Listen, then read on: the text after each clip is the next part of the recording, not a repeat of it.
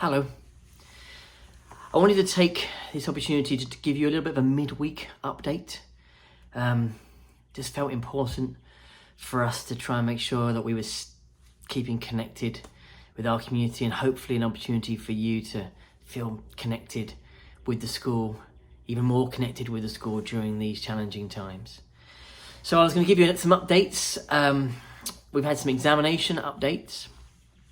Our Year 13 and Year 11 parents and students should be aware of this, but just so everyone's aware what's been happening. The IB have provided more clarity for us over the last few days. It hasn't really changed anything for students. Their exams, we know, are still cancelled, and all of their internal assessments are going to be marked externally by IB examiners. But what it has done is helped our teachers to understand a bit more about what is expected of them, what they need to do. This has again significantly increased the workload of our teachers in terms of additional marking, annotating student scripts, preparing everything so that we can then send it forward to the IB for their external moderation and examination processes that they're going to be doing. The Cambridge International Examination Board, who run our IGCSE programme, have also been in contact with us. And I feel more reassured. I think that they're taking a much more measured approach to how they're going to look to award our students GCSEs. They still haven't given the exact detail of that, but the things they're talking about seem collaborative and very measured. And I suppose my key message to everybody is we're in a strong position. We had preempted this. We took some decisive action very early on in the school closure process, and even as it was beginning to ramp up that we might have to temporarily move away from the campus for our virtual school experience.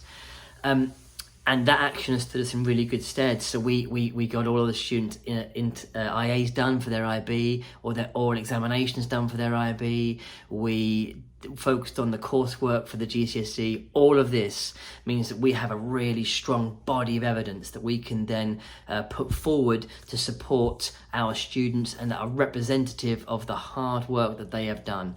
So we're feeling confident and that we're in a good position to prepare and present our students in the best possible way with their examination boards. We had some bad news yesterday. I certainly felt it was bad news of the community. Understandable and probably partially expected, but with the extension of the stay at home and work safe rules, schools have now been told that they won't be coming back until May the 4th. So our virtual school experience will continue for a bit longer. And I know that everybody is making the best of that and doing the best they can. And again, I appreciate the feedback that we're getting from the parents. Those that completed the survey for us was really, really helpful. And it's really good to feel that we are getting this right, and we're producing some the best opportunities we can given the circumstances. But we're also listening to that feedback and looking at how we can continue to improve and make the best of the virtual school experience for our students and for our parents and for our teachers, because it's not easy for anybody in this scenario. It's not what any of us signed up for. School was supposed to be a face-to-face experience, and we do the best we can via video, but it's not the same. But everybody's doing the best they can with that, and we appreciate everyone's support and guidance with that. But I wanted you to know that we are also planning ahead. So we've been working hard as a leadership team and with the other leaders and some of the teachers in the school to start thinking about, how might parents' evenings work. We had to cancel a few, and how could we deal with those? What about those that are coming up? What about the IGCSE and the IB options events that were coming up, the Futures event? We are planning on how we can do these sort of things virtually, and we're looking ahead into our calendar.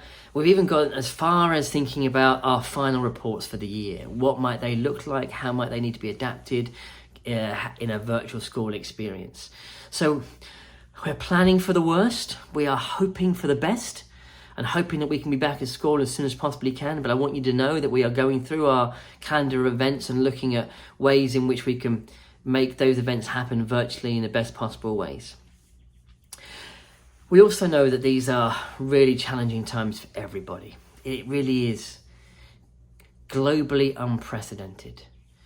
Not only with coronavirus and how that's impacting everybody around the world. But also we know that we are that Houston in particular has a large energy section, and that section with the price of oil is being particularly hard hit at the moment. So we understand there's an incredible amount of uncertainty out there. Families trying to find out what is happening with their roles, their futures, and we understand all these things are going on.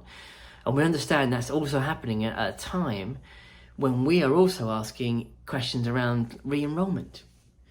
What are people's plans for next year? I want you to know that we're really sensitive to the challenges that our families are currently going through. And we want to work with you. We want to do everything we can to try and support you as a school with these things. But I'm also really confident that our families understand that all we're trying to do is plan. We also want to try and plan to make sure that we can continue to offer and provide the outstanding learning and educational experiences for our community. And the questions that we're asking you might not know the answers to it. But any information that you can give us is really helpful for us to plan. We want to make sure that we are as strong, if not stronger, from the second we can get back into school and next year going forward with the education that we can continue to provide for your children and for our community. So anything you can tell us, even if you don't know exactly what's going on, but you've got to, you think it's more likely this or that or whatever, or you just need to tell us you don't know. That's where you are at the moment, but your plan is you'd like to do this, but you're waiting for your company to tell you what the situation is. Whatever information you can give us is really helpful, and we really appreciate it. And we don't want to feel like we're hassling people for information at difficult times, because we understand that there's a lot of uncertainty. So it's a bit of a plea, really, from me to you, to just help us be prepared the best we can to be able to offer an excellent educational experience going forward for your children. And with all of that, a little bit of, I don't know if anybody else is feeling a little bit down. I certainly feel, into week 3 of our virtual school experience, and with the news yesterday, it makes us all a little bit sad. I wanted to do something slightly different. So in the communication, in the link, there is a special video. A little video that myself and Mr. Kane put together, a little bit of fun. We hope it brings a little bit of joy, a moment of joy to your lives, makes you smile, maybe even makes you laugh a little bit. And we hope it also just kind of inspires you to think about how could you do that for other people, and to our students. How could you bring a little bit of joy into your people, into your family's lives? What can you do for your mum and dad that will just make them smile, pick them up, help them through this difficult time as they are helping you through this difficult time? What can you do for family further afield? What kind of video call could you make? What kind of things could you do that will just make people smile in these difficult times? And if you think that you wanted to do something that was going to send a virtual hug out there into the wider world, then do it. Be confident. You know that you should be a risk taker. Go and do these things and then send us a copy. Share with us the things that you're trying to do to make the world a better place. And sometimes it's just, in all this uncertainty, sometimes it is just those little moments where you can bring a smile to somebody's face, even if just briefly, that can just make it all worthwhile. Remind us all that there is so much joy in this world, and that we can come together as a community to help each other and to help give back to the wider world. Do a small piece that we can do to try and make these difficult times just a little bit easier for people. So that's my little challenge to everybody. I hope you enjoy that video, and I look forward to hopefully seeing some things that you're all going to do. As always, if there's anything we can do to support, please contact us.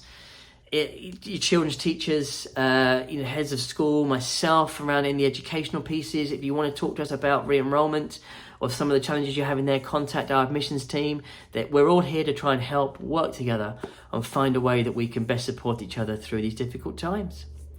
But for now, go send some virtual hugs out there into the world and enjoy the rest of your day We look forward to updating you on Friday with a collection of some of the things that have happened over the course of the week. Take care. Stay safe.